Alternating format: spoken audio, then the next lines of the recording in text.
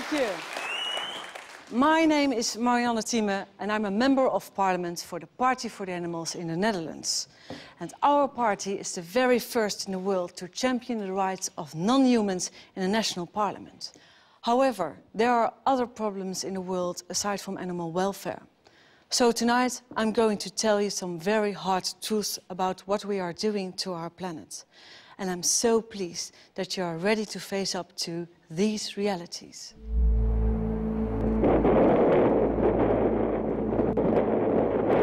If you look at the 10 hottest years ever measured, they've all occurred in the last 14 years.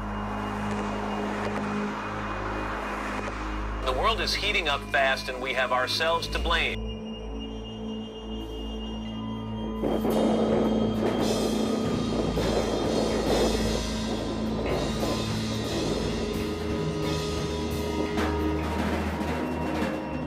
Global warming is real, and we humans are almost certainly the cause. Global warming, that's the world's greatest current concern. Everyone finds themselves in its grip, from scientists to politicians to the Secretary General of the UN and even Leonardo DiCaprio. We face a convergence of crises. Industrial civilization has caused irreparable damage. By the middle of the century, there may be 150 million environmental refugees. Not only is it the 11th hour, it's 11:59. But it's that other film made by Nobel Prize winner Al Gore, which has truly succeeded in putting this global problem on the map. An Inconvenient Truth was a real wake-up call to the world. This was a great achievement for Al Gore. However, he forgot something rather important. The consequences of global warming are enormous. The climate researchers from the Intergovernmental Panel on Climate Change have estimated that by the year 2100, 1 to 3 billion people will be in dire need of fresh water. Hunger will increase throughout large parts of the globe. So it should come as no surprise that global warming is currently our foremost concern. Everyone who has seen Al Gore's film knows that our Earth is in bad shape. Greenhouse gas emissions must be reduced. This is on the agenda of every world leader. The causes of global warming must be dealt with now. And so, together we must identify the greatest emitters of greenhouse gases in our society. What do you think? What are the sources of greenhouse gases? The cars we're driving and the water waste and all the trash we don't care where we're throwing it, that's what I think. Cars, buses. It's industry, it's gasoline, it's energy. All the fumes from Cars, too many vehicles maybe. Fumes in the air, all the gas and people driving in the city. Cars, factories, planes. I imagine the aviation industry hasn't helped. I mean, one airplane can fly across country and it's like 40 tons of carbon. 40 tons, that's a lot. I think in one word, I would say pollution. Coal power stations, gas power stations. People using more energy than they need to. We are wasting a lot of... An excessive use of gases. And also coal burning stations, especially in China. All the pollutants that we pump into the air day after day. Everyone says the same thing. It's the cars, the planes, the industrial plants. It's because we leave our lights on and take long showers.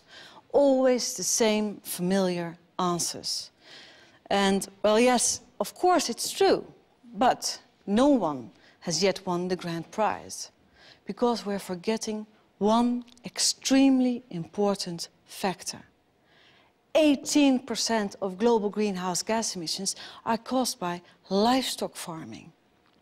That might surprise you. Farmed animals, 18%. And guess what percentage of total global emissions are caused by transport? 13%. Just think.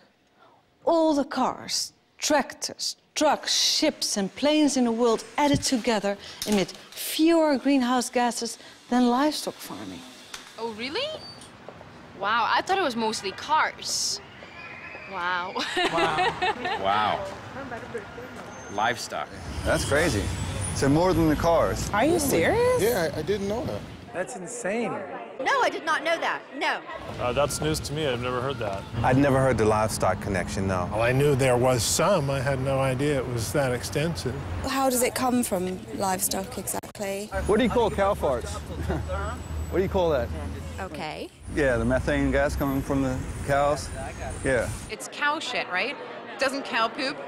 It's what the emissions, right? I thought it was just fat people in the South here in America, but no, apparently it's cattle as well. It's quite worrying. Okay. But I saw an article that say because the cow, what they fast, and then actually the fasting make the global warming. Yeah. But how can it be that farm animals place a heavier burden on the environment than the entire transport sector worldwide? Well, actually, it's rather simple.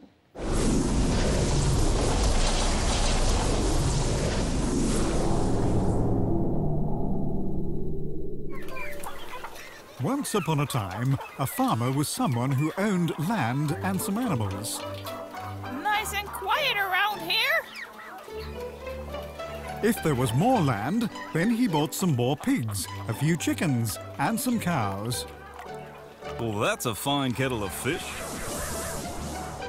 You know what? All that grubbing around outside takes far too long. We're going to fatten you up and fast. It's not a fairy tale storybook. You're there to be eaten. Not sure that's such a compliment, really.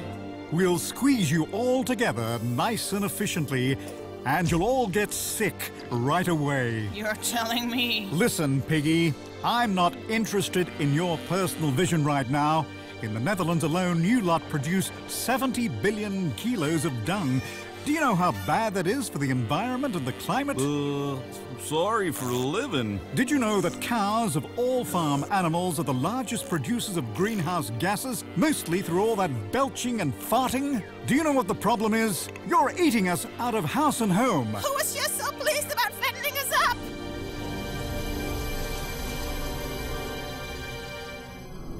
But all that food has to come from somewhere, doesn't it? So we destroy the rainforests and plant soya crops instead.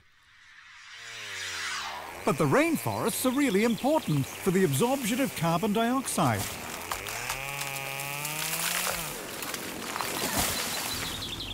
And then we spray the stuff with pesticides, and we ship the soya off to Europe, where it ends up in your feeding troughs. So well organized. What are you people up to? Well, that's not our fault.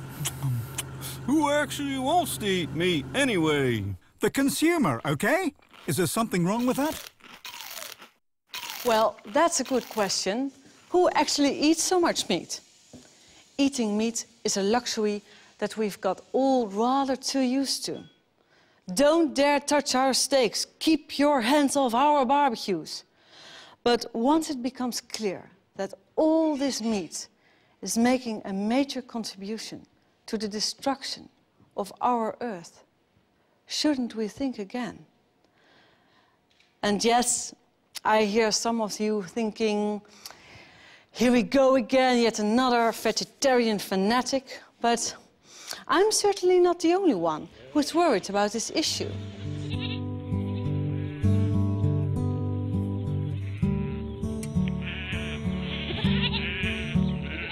I'm farm manager. We farm 1,000 hectares of land in mid-Wales. We have around 800 head of cattle, including 550 dairy cows. We have 3,000 head of sheep, and we grow some arable crops. We can't deny as farmers, as agriculturists, that methane produced by cows contributes to global warming.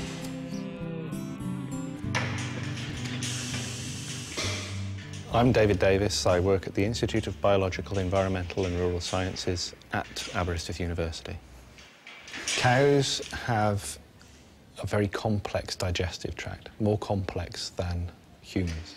Within their stomach, they are able to digest plant fibre, and humans cannot. To do that, they need a very complex mix of bacteria and fungi and protozoa within their digestive system.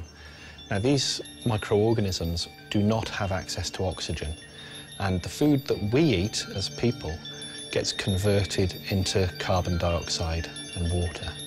Because ruminants in the rumen don't have access to oxygen, they need to produce a different range of end products. And one of the key ones from the rumen is methane. When you compare with carbon dioxide, methane is 21 times more potent. The cow eats the feed in front of it, and it goes into its stomach, and as a result of that, the cow burps a lot. And this gas, which is produced when the animal burps, is one of the gases linked to warming and the greenhouse effect.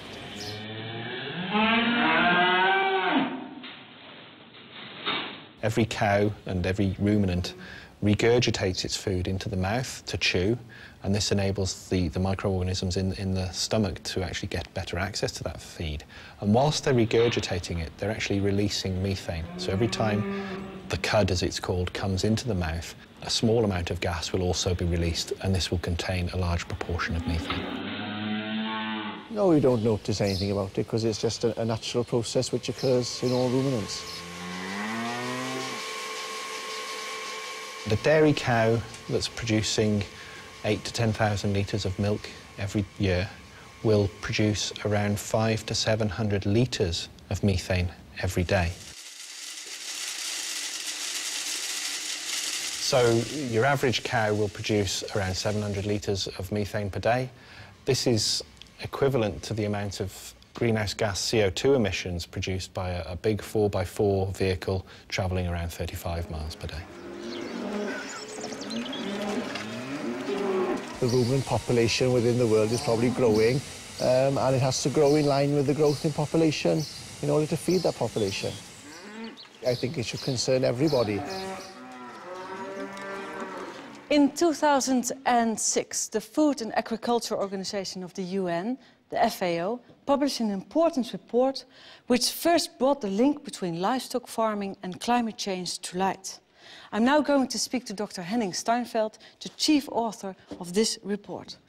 Dr. Steinfeld, you have calculated that livestock farming is responsible for 18% of greenhouse gas emissions. That's quite a lot. In fact, 18% is quite a lot. It has to do with the fact that in this assessment we took into account all the changes in land use that are related to livestock, the production of animals in terms of methane, the manure management in terms of also methane and nitrous oxides, and the various steps of the feed production, livestock production, processing, transport, and so on that have to do with livestock and feed commodities. And this is how you get to 18%. Okay. How did you respond yourself when you were confronted with these figures? I knew it was high. I knew also the impact on water and biodiversity was going to be very significant. I didn't expect it to be quite as high, but this is the figure we came up with.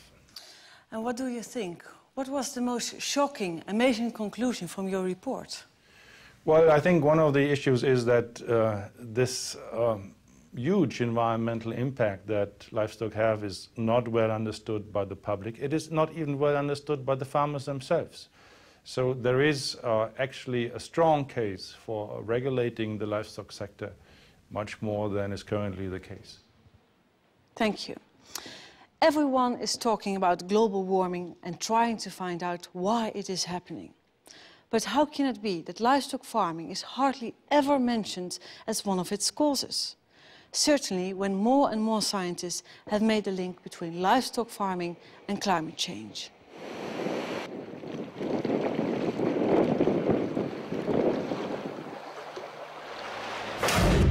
It's not generally known, but between 40 and 50% of all cereals are not eaten by humans, but by livestock. And for soy, that's about 75%. If you consider that it takes about 7 kilograms of grain, that's corn and soybeans, to just make 1 kilogram of beef, we're talking about hundreds and hundreds of hectares of soy being planted in former rainforest to provide meat. That's not a very efficient way of producing protein food.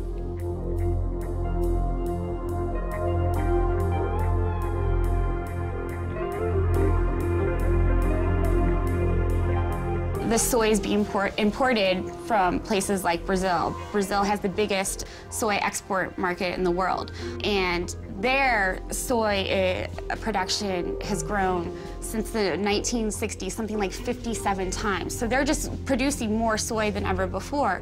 And most of that soy is being produced in very environmentally sensitive areas, including the Amazon rainforest and the Cerrado, which is a woodland savanna.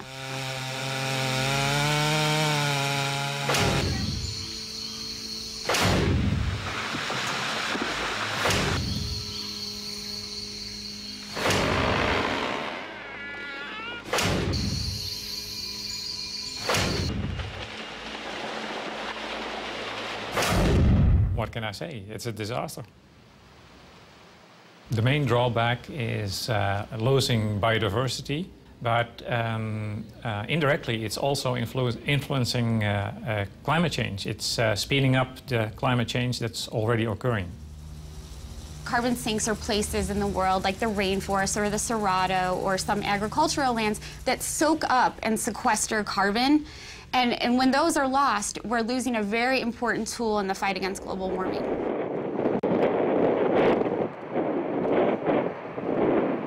Today, there's nothing more important than trying to contain the problem of global warming.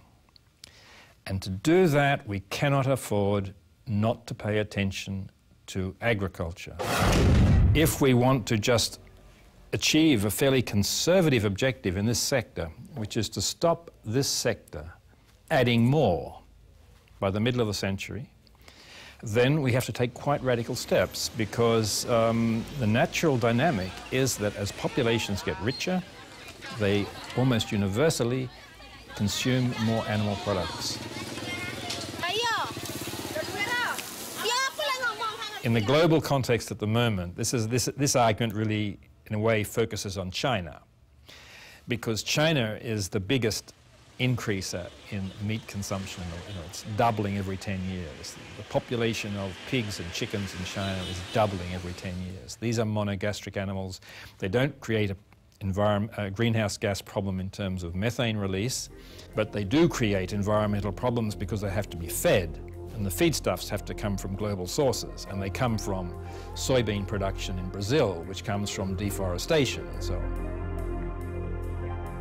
If the rich countries keep on consuming at their high level, and countries like China come up to our high level, then the situation will be much worse, and that will make it very much more difficult to achieve global warming targets overall. So it's rather strange that most governments only focus on quick fixes, like taxes on gas guzzlers. Certainly when you realize that research shows that in a year, a cow in the Netherlands will produce just as many greenhouse gas emissions as a car that drives 70,000 kilometers. 70,000 kilometers. This means driving around the globe more than 1.5 times. In a medium-sized car, I should add. The image we get to see of global warming is always so one-sided. We only get to see factory chimneys and traffic jams. Where are the public information campaigns about the relationship between carbon emissions and eating meat? I certainly haven't seen them yet in the Netherlands, despite the fact that we slaughter 500 million animals here each year. Animals, however, discover exactly what factory farming is very early on in their lives. Piglets, for example, are castrated without anesthetic. Their tails are docked, they are forced to live in dark concrete stalls and usually only see daylight when they are taken to slaughter. It's not much different for other factory-farmed animals. Take laying hens, for example. They are crammed into battery cages and their beaks are trimmed to stop them from pecking one another. Since 2006, I have represented the Party for the Animals in the Dutch Parliament, and I strive to put an end to these kind of practices. But my work doesn't just stop at animal welfare. It's only recently that the Dutch Environmental Agency has sounded the alarm at the speed at which we are exhausting the earth and its resources. The Netherlands uses 4 times its own surface area to produce what we consume. Think of it like a buffet. We are heaping up our plates with enough food to feed 4 people, which means that there will be not enough left for those at the back of the queue. 1 billion people on our planet suffer from obesity, while elsewhere 1 billion people go to bed hungry every night. Something is seriously askew, and we should really talk about it. Right now, half of the total global wheat harvest is used as livestock feed to support our meat and dairy consumption. Half of the entire harvest, while at the same time people in poor countries are starving. And there doesn't seem to be an end to this. We keep on consuming more and more and more, and in the future we'll have to exploit other people's natural resources even more than we do now. And this will be at the expense of those people, clean water, clean air, and also our environment. So let me sum this up for you. Scientists say that it simply takes far more land and energy to produce animal protein than plant-based ones. To produce animal products, you need up to 10 times as much land as needed to produce vegetable products. And this is due to the fact that all this land is needed to produce feed for these billions of farm animals. Films like An Inconvenient Truth have made a very important contribution to the debate on global warming. Yet the only cow that I saw on screen symbolized little Elle's picture-perfect youth in Tennessee. In the whole Inconvenient Truth, not a single word was said about livestock farming or the impact of this polluting industry. Dr. Steinfeld, how is it possible that livestock doesn't play a role in the discussion about global warming? Well, I think that the fact is that in the climate change discussion, much of the focus is on carbon dioxide. And the carbon dioxide emissions, if you look at the livestock sector, only make up about 1/3 of the total greenhouse gas emissions.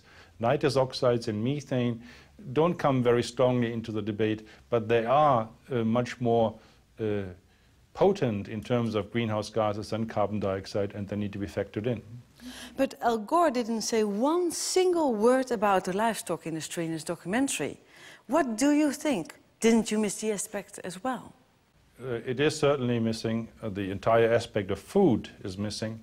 And I think everyone needs to know that food and agriculture contributes to climate change and has environmental impact. And one needs to make choices if one wants to be environmentally friendly that are in line with the environmental impact of producing various types of food. Well, I think he should have said something about it. Have you ever tried to convince him? Well, I'm not someone who knows Al Gore personally. I think that at my level, publishing results and talking at conferences and talking to the media, such as in this case, is all I can do. Well, thank you. He doesn't know it either.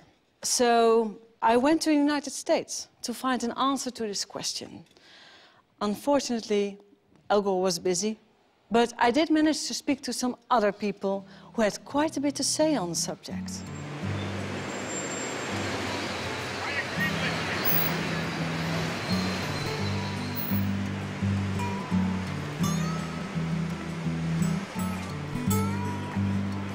You look great. Hello. Hi. Some information? Thank you. Have a nice day. Hi. Hi. Hi. Hi. Hi. Nice to meet you finally. Yeah. Yeah, you do such great work. Thank you. Thank you. Yeah. Having a good time. Yeah. What are you doing here? Well, we're out here trying to show people that if they're eating meat, they're engaging in the #1 most environmentally destructive behavior they could engage in. And showing people that rather than cars and trucks and SUVs, even rather than planes, meat is the #1 cause of global warming. Do people believe that when you tell them? People are shocked to find out. We hear so much about cars and trains and planes and energy, and people don't realize that it's actually the meat on their plate that's causing global warming rather than the car that they're driving even. Get you some information here? Thank you. Thank you. How's it going? There you go. Check that out when you get a chance. Thank you. Check that out. Thank you. We use this catchy phrase, climate change. It's really just a way to grab attention and get people to look in our direction long enough for us to give them a leaflet and explain the issue a little bit further. And get them to go home wondering, how is it that meat causes global warming, rather than wondering what's on television tonight or what am I going to have for dinner tonight. Hey there. One of these. Thank you. Saying that power plants are the #1 cause of global warming is like saying that humans are the #1 cause of global warming. Power plants don't emit energy, don't create energy for the purpose of just creating energy for the sake of it. They create it for industries.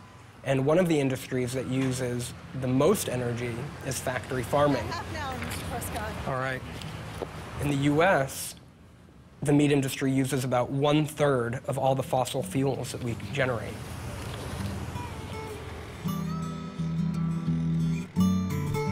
Headquarters of People for the Ethical Treatment of Animals, in short, PETA. They have almost 2 million members and are active worldwide. I love this one as well. Oh, yeah. This is very famous one. We've got this. I suspect that for Al Gore and for a lot of other people, it's just too inconvenient of a truth. Gore was a politician and is beholden to a lot of industry people in many different industries, probably in the meat industry too. And while he certainly has done admirable work, it's disheartening, to say the least, that he has continued to ignore the fact that the meat he's eating every night for dinner is the #1 cause of global warming.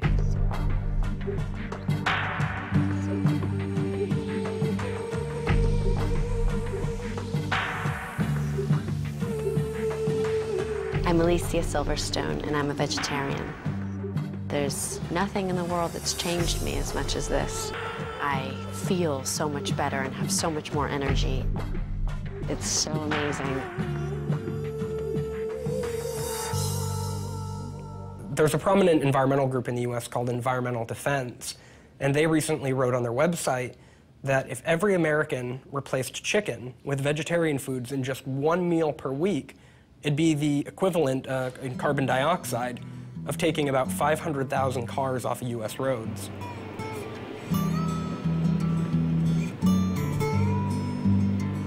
Here in the United States, big is beautiful. This applies to the cars and definitely to the steaks. The average American eats 124 kilos of meat a year, 44 more kilos than the average Dutchman. At night, at the hotel, I watch a classic about American factory farming. Here you go, Leo. Psst. Leo. Who are you? And how did you know my name? I am Mufius, and I know a lot about you. Have you heard of the Matrix? The Matrix? Do you want to know what it is? Okay. The Matrix is all around you, Leo. It is the story we tell ourselves about where meat and animal products come from. This family farm is a fantasy. Take the blue pill and stay here in the fantasy. Take the red pill and I'll show you the truth.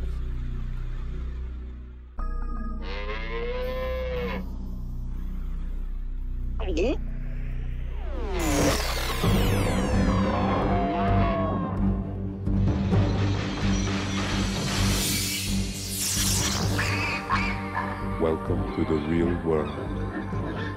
Wow! What is this horrible place? This is a factory farm, Leo.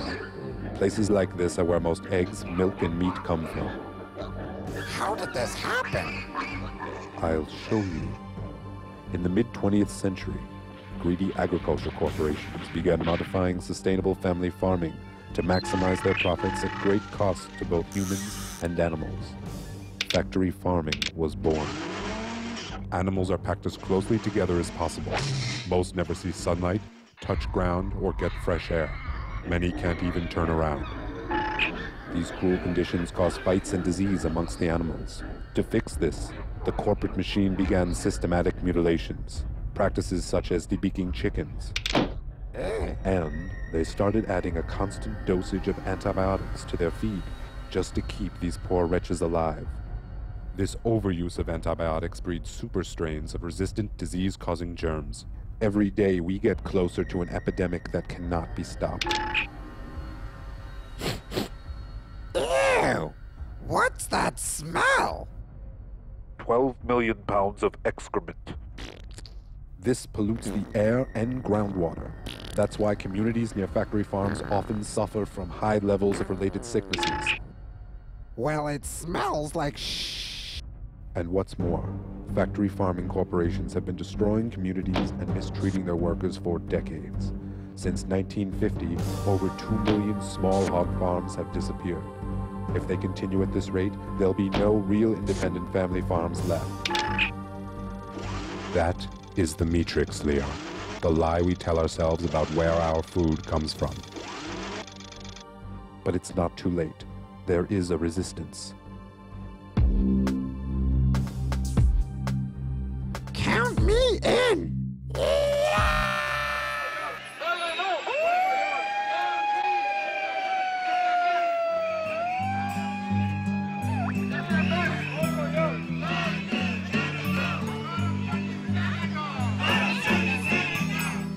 Washington, city of politicians, policymakers, lobbyists and activists. Think of the seals when you buy your meals! Boycott Canada! Today, a demonstration against the seal hunt is held at the Canadian Embassy.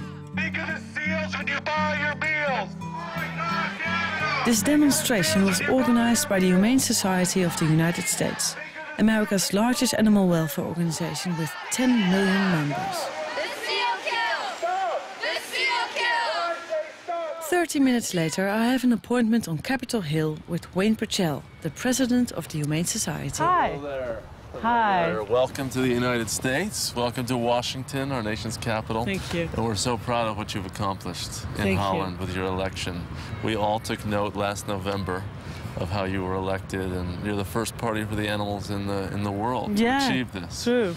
So thank you. And we Thank look you. forward to learning about what you've done. Oh, okay. It's so nice to meet you finally. You're the biggest organization on animal welfare. Yes, we are. We have 10 million supporters here in the United States in terms of paying supporters. Yeah. And then, of course, we have millions more who believe in what we're doing, and we're here to organize that sentiment to achieve political reforms for animals, among doing other things. We try to pressure corporations to do the right thing, and we educate the public, and we do hands-on care of animals as well. But the political work here in Congress is very important. Hi. You guys quit. 1, 2. Factory farming is the biggest abuse of all, because in the United States alone, there are 10 billion animals raised for food. It's an extraordinary number, and the average American eats 80 or 85 animals per year. And we want to see that number reduced, and we want to see the animals out of these terrible confinement systems. Why do you think Al Gore didn't mention factory farming? You know, I think that he probably thought that he was giving a lot of information already to people with an inconvenient truth, and maybe he thought people would shut down if it affected them too personally. Because it gets very personal when you're talking about eating animals and you're talking about something that is part of the American diet. He thought, oh, well, this is going too far. But the public is slowly waking up. I do not believe that we can have a good situation for animals or the environment if we continue to eat as much meat as we are eating. But even if you reduce your total consumption by half, and instead of eating 80 animals, eat 40, you cut in half the greenhouse gas emissions. So we do think that our fork is a powerful tool. So they're clear about this in the United States. The power lies with the consumer. As consumers, we can make a difference by changing our diets. Matt Prescott says that meat is the #1 cause of global warming, and he gives a good example of this. If every American ate no chicken for just 1 day a week, then this would reduce just as much pollution as taking 500,000 cars off the road.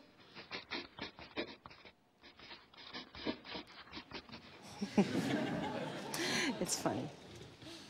Okay, I can hear you thinking, meat and other animal products are bad for the environment. I get it.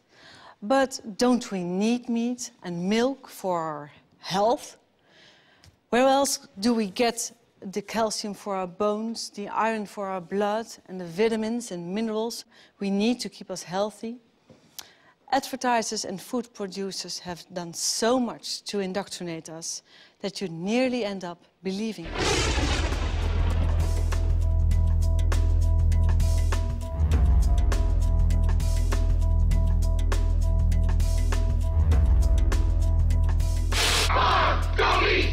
Pints of lamb are only $1.99 a kilo.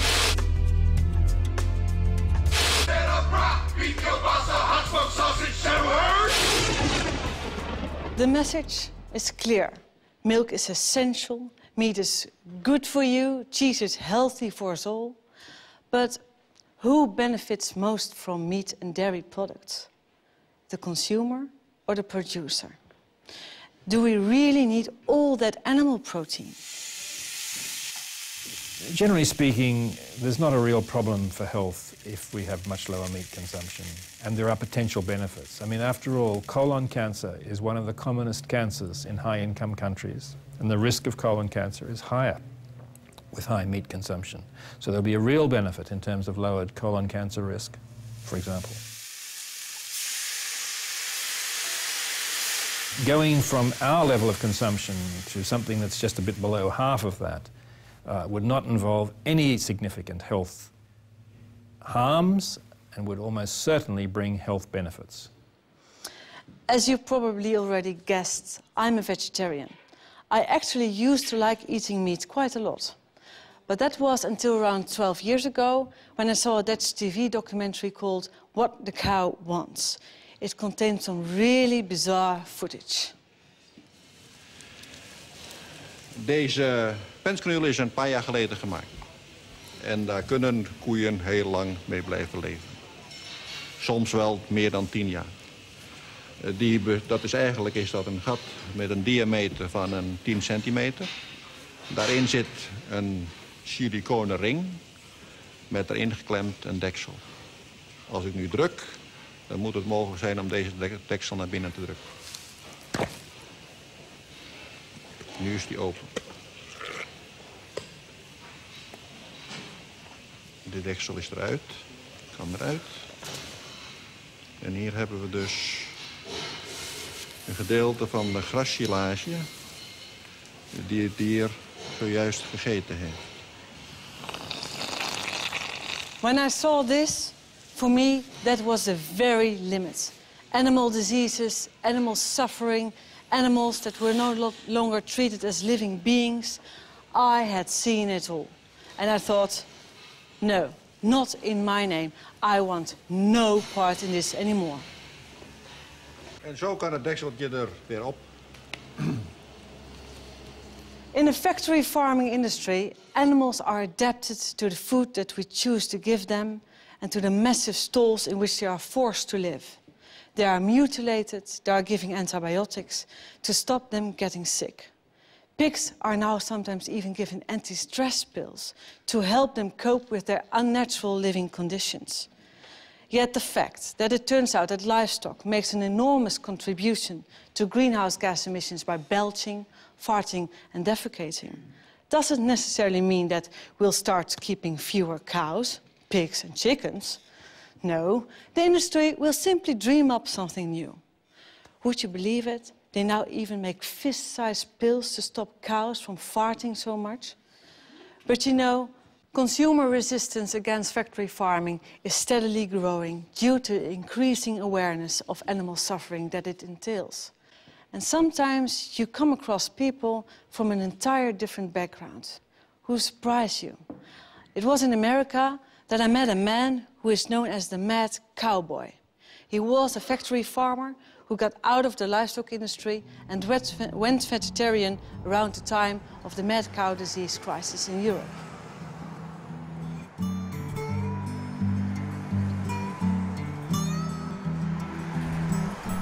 Hi, nice to finally meet you. Nice to see you're unlost again. Yeah, finally, Come to we made it. My humble abode.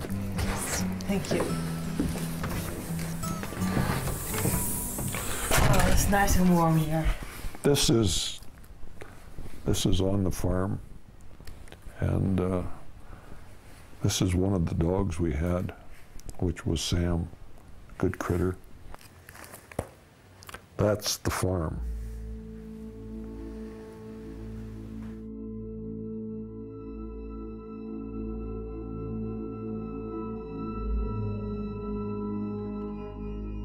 I'm a fourth-generation farmer, rancher, feedlot operator from Montana. At one time, I had 7,000 head of cattle, 12,000 acres of crop, and 30 employees. I spent 45 years of my life in production agriculture. Not something I learned from a book. I learned it by doing it. I was a factory farmer, the worst of all. Not a family farmer, but a factory farmer. Never met a chemical I didn't like.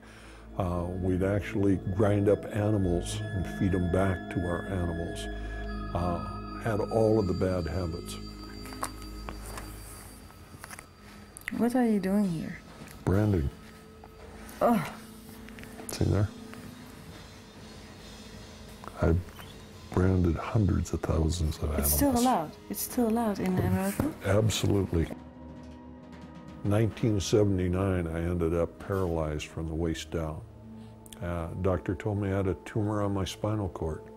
He said, if that tumor's on the inside of the cord, you have less than 1 chance in a million you will ever walk again.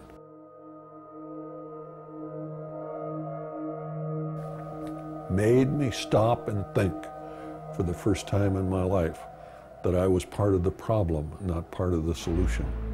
I saw the birds die, I saw the trees die, I saw the soil changed. And it was not until I was paralyzed that I was willing to admit that I was the problem. I ended up with a 1 in a million operation. I've walked out of the hospital with a 1 in a million operation, but I walked out a much different individual than I walked in. I knew that what we were doing was wrong, was absolutely, totally non-sustainable. Here's a scone that my wife made. Try that.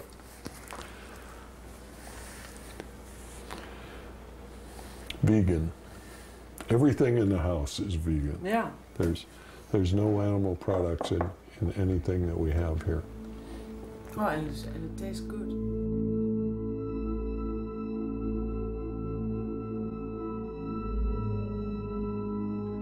Everybody thought the same way.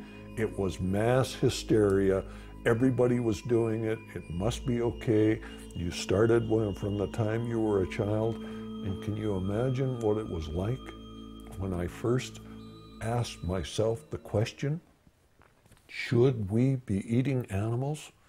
It was one of the most thought-provoking questions I ever had in my life, because I had never even considered that. No. And when you stop and think about it, it is so straightforward and open. Should we eat animals? Absolutely not. Do we need them for protein? Absolutely not. Are they good for us? Absolutely not. Do they enjoy us eating them? Absolutely not. My hometown newspaper put my picture in the front page, and it said, Montana's most famous vegetarian. I picked up the phone and I called him up and I said, why don't you tell it the way it is? Montana's only vegetarian. And they said, no, we have one of you kind of guys here at the paper, so we know there are two.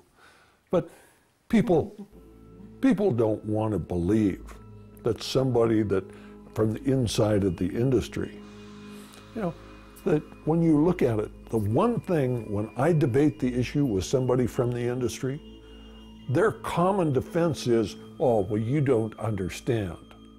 I spent 45 years of my life there. There's nothing that they have done that I haven't done more of it. I've milked more cows, I've slopped more pigs, I've fed more animals, and when they tell me I don't understand, I understand. And what I understand is what we're doing is wrong, it's non-sustainable, it's not good for us, it's not good for the animals, it's not good for the planet. The sooner we stop what we are doing, the better we'll all be.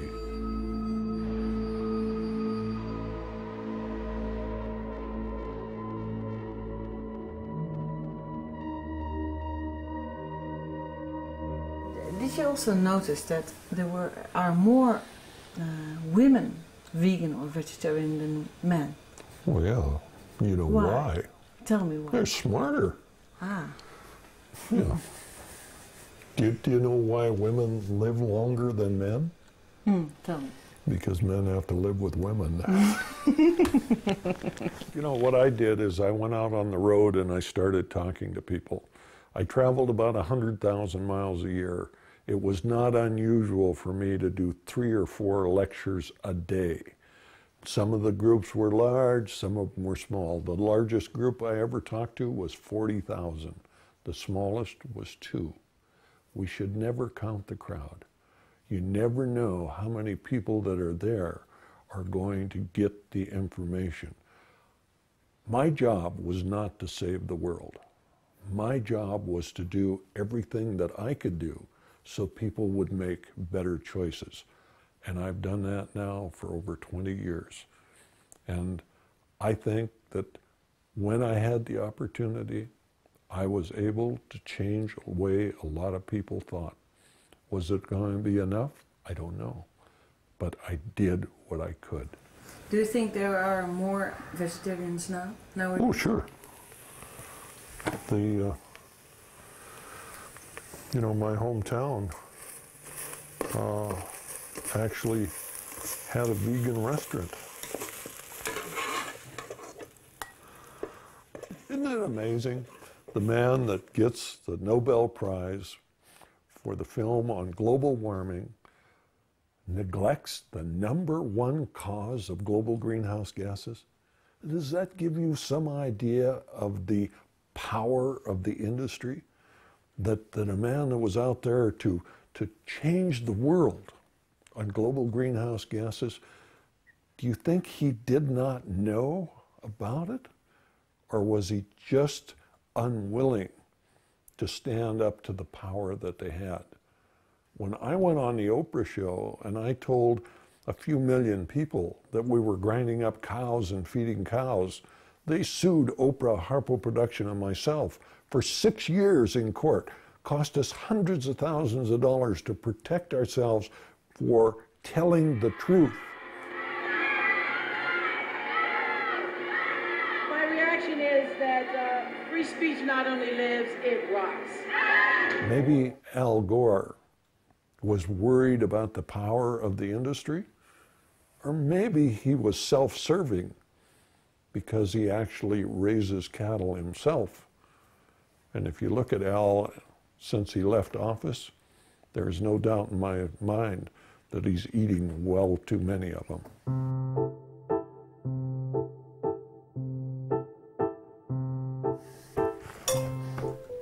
If there's something you would like that you don't see, I'll get it for you. No salt or pepper. No, that's fine.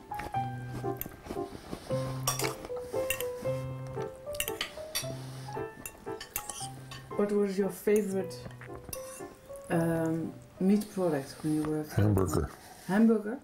You ate a lot of hamburgers? Yep. The best meal in the world was pork and beans potato salad, and hamburger.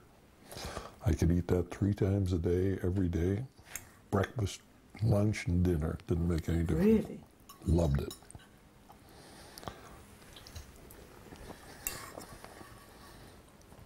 Turned out okay. Mm. Why so, not say it turned out great? Well, if my wife cooked it, it'd been better. Mm. But it just goes to show that if an old cattle farmer can do this, anybody can do it. Mm-hmm.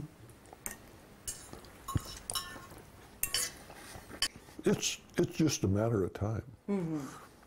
It doesn't mean that we should slack off on what we're doing. But if we do everything we have the capability of doing, we will win. There's no doubt in my mind. The FAO has made some very interesting calculations. Between 1950 and the year 2000, the world population grew from 2.6 billion to 6 billion people. Yet meat production increased fivefold, from 45 to 233 billion kilos of meat each year. It's predicted that there will be 9 billion people living on our planet by the year 2050. And what will happen with the meat production?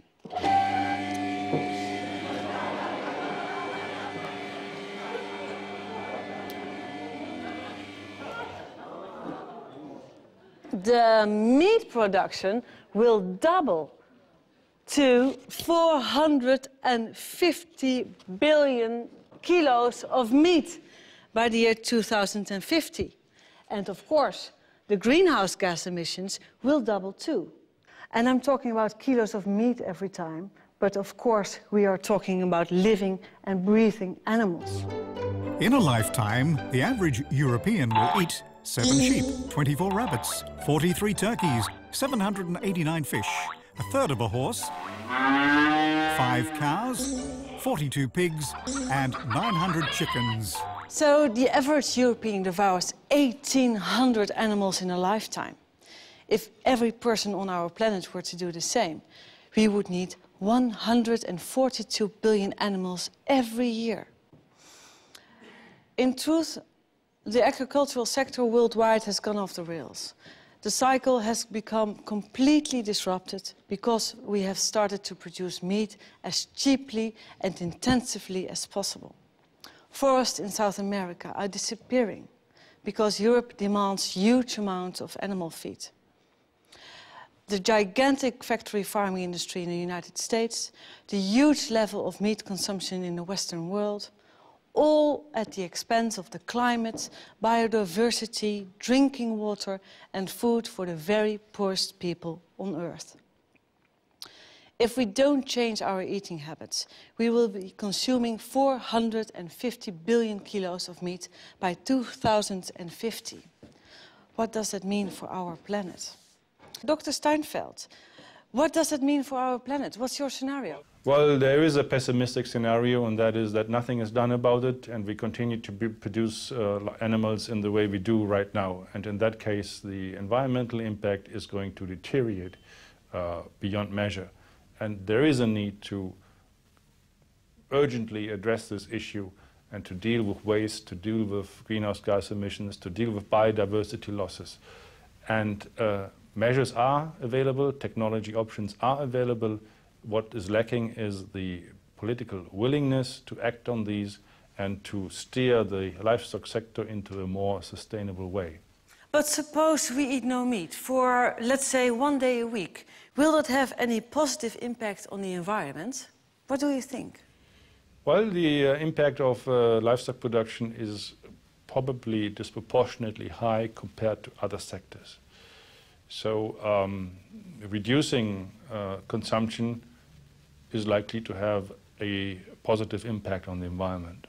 What do you expect? Are we going to eat less meat in the future?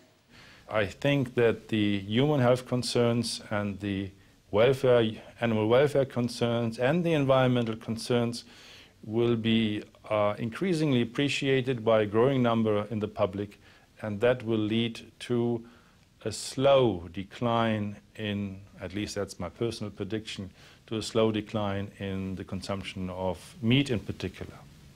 Okay, thank you. Dr. Steinfeld is not very optimistic, but he also points to a lack of real political will to change things. Yet, is this enough to lead us to despair? Well, I don't think so. There are some rays of hope, tiny rays of hope. I think that is just because people simply don't know. I'm sure that if they knew, they'd want to change their eating habits. But even politicians, who you would expect to know more, haven't got the faintest clue. This became crystal clear during a recent debate on deforestation in the Dutch parliament. De ontbossing, meneer Blom, zoals u weet, wordt voor een heel groot deel ook veroorzaakt door onze intensieve veehouderij. Ja, ik vind het altijd verbazingwekkend hoe de Partij van de Dieren in staat is om een onderwerp per interruptie te introduceren wat absoluut niet gaat over de tekst die ik hiervoor uitsprak. U moet mij niet kwalijk nemen dat ik geen idee heb wat de relatie is tussen intensieve veehouderij en de relatie tot ontbossing. Ik weet niet waar. Het spijt me, maar dan moet ik u helaas het antwoord op schuldig blijven. Nee, dat zie ik me waarschijnlijk niet, maar ik weet het gewoon niet. But in fact, it's all so simple. Less meat, fewer animals, reduced greenhouse gas emissions, reduced water use and less deforestation. Johan Rank has directed music videos for Madonna, Beyoncé and Robbie Williams. And when he heard about the environmental problems caused by livestock farming, he thought, shit, man. And made a very simple yet very effective short film that I don't want to keep from you.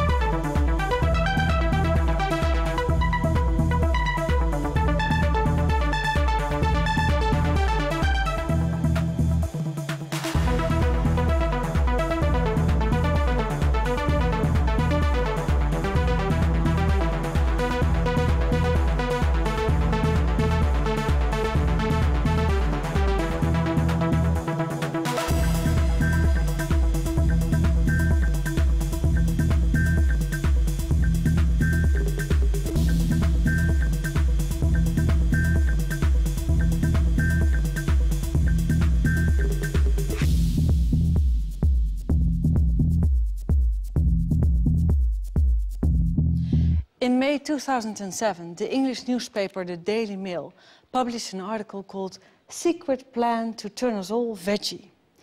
And I quote, "Secret plans to encourage the nation to give up eating meat are being examined by the government to help save the planet.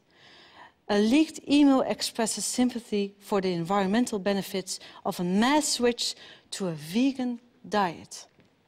That's interesting. How much could reduced meat eating contribute to carbon savings? Together with the Free University Amsterdam, the Nicolaas G. Pierson Foundation set out to discover what kind of carbon savings could be made in the US if they all went without meat for 1 or more days. And this is the result. If all Americans ate vegetarian for 7 days, they would save around 700 megatons of greenhouse gas emissions. That would be just the same as taking all the cars in America off the roads. Every single car. If everyone in America didn't eat meat for 6 days a week, this would make the same carbon savings as eliminating the total electricity use of all households in the States. This would result in carbon savings equivalent to planting 13 billion trees in your garden and letting them grow for 10 years. That's 43 trees for every American. This would result in carbon savings equivalent to halving the domestic use of all electricity, gas, oil, petroleum and kerosene in the United States. If all Americans cut out meat for 3 days, they would save almost 300 megatons of greenhouse gas emissions. This would have a greater impact on reducing global warming than if all cars in the US were replaced with Toyota Priuses. This would have the same positive effect on reducing greenhouse gases as replacing all household appliances like fridges, freezers, microwave ovens, dishwashers, washing machines, tumble dryers, and so on and so forth. And I mean replacing all appliances with energy-efficient ones. Wouldn't that be great? What do you think? Would cutting out meat for just 1 day really have any effect? Well, I was flabbergasted with the result. If all Americans didn't eat meat for just 1 day a week, this would save 90 million plane tickets from New York to LA or from LA to New York. 90 million tickets each year just by eating no meat for just 1 day a week. You see,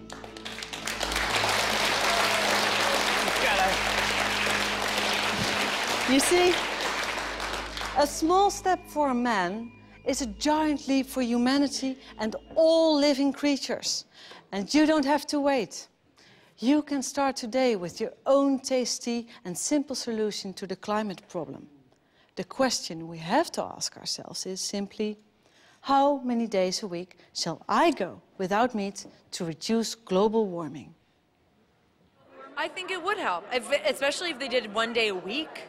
I think that makes a huge difference. It makes a huge difference not only for the environment, but for the animals themselves, and then for our bodies. Not only think it would help what you're talking about, but I think it would help the karma also. Greenhouse gas is a really important thing.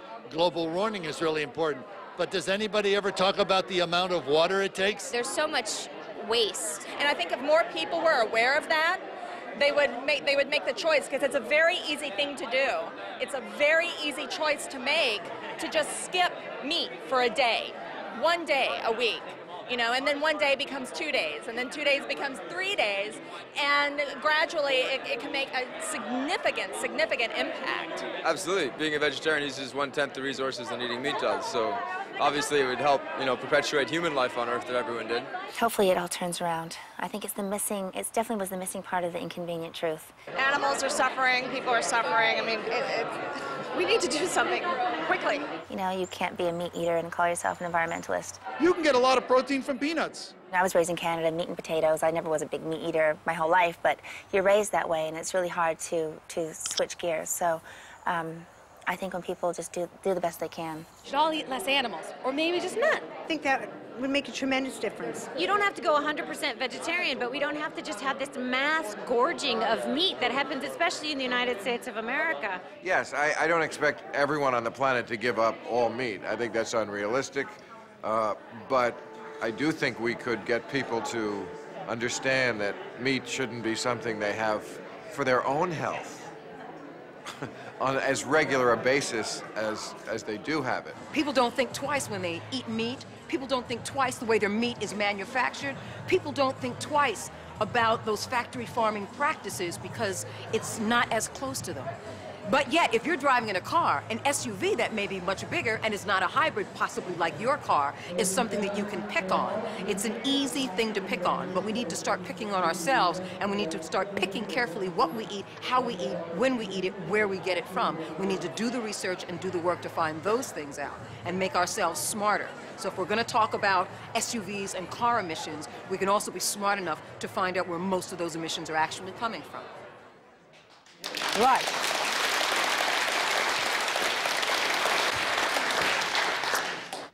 Actually, the solution to our climate problem is child's play.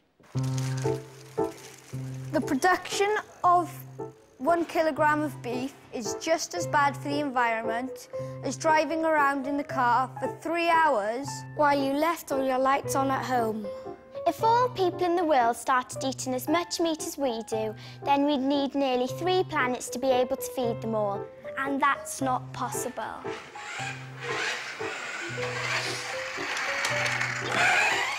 If we all didn't eat meat for 3 days a week, this would lead to the same carbon savings of halving the electricity use in all households in the United States. A vegetarian in a Hummer produces fewer carbon emissions than a meat eater in a Toyota Prius. But a vegetarian on a bike is much better. There are hundreds of millions of vegetarians today, and many more people who have already started eating less meat. Personally, I like to call them meat leavers. No, you didn't hear me wrong. I didn't say meat cleavers, but meat leavers. And if you've heard all this and are still not convinced, if climate change doesn't really matter to you, then why not just reduce your meat consumption for the sake of the animals? Because they cannot stand up for themselves and are the direct victims of our excesses. Thank you.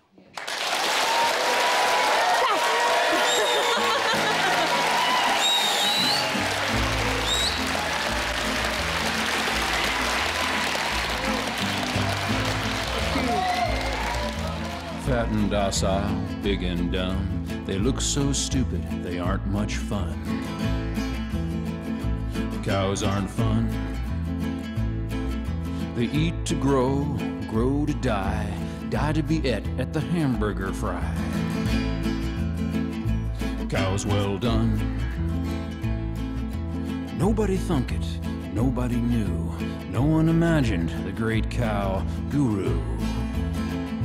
Cows are one. He hid in the forest, read books with great zeal. He loved Che Guevara, a revolutionary veal. Cow say tongue. He spoke about justice, but nobody stirred. He felt like an outcast, alone in the herd. Cow doll drums. He moved, we must fight, escape or we'll die. Cows gathered around, 'cause the stakes were so high. Bad cow pun. But then he was captured, stuffed into a crate, loaded onto a truck where he rode to his fate. Cows are bummed. He was a scrawny calf who looked rather woozy. No one suspected he was packing an Uzi. Cows with guns. They came with a needle to stick in his thigh. He kicked for the groin. He pissed in their eye. Cow well hung. Knocked over a tractor and ran for the door. 6 gallons of gas flowed out on the floor. Run, cows, run. He picked up a bullhorn and jumped up on the hay. We are free-roving bovines. We run free today. We will fight for bovine freedom and hold our large heads high. We will run free with the buffalo or die. Cows with guns.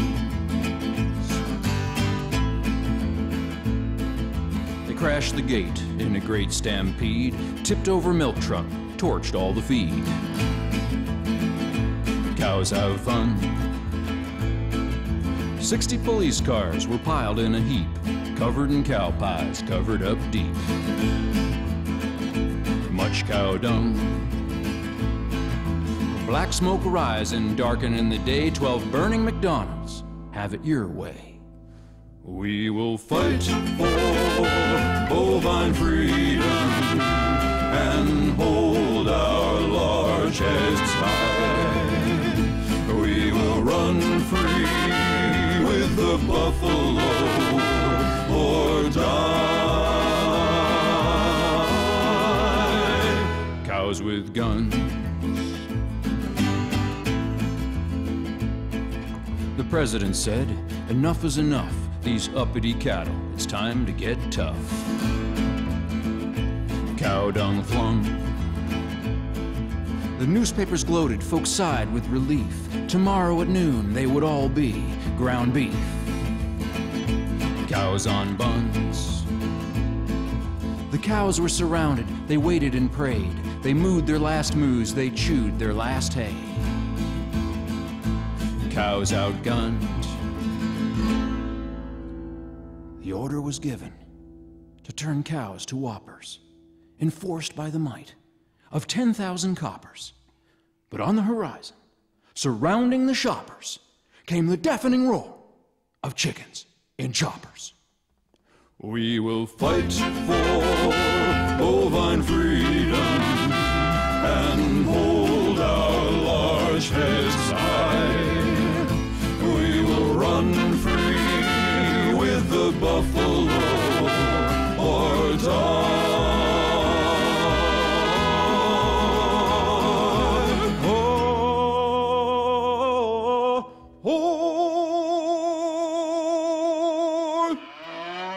Cows with guns.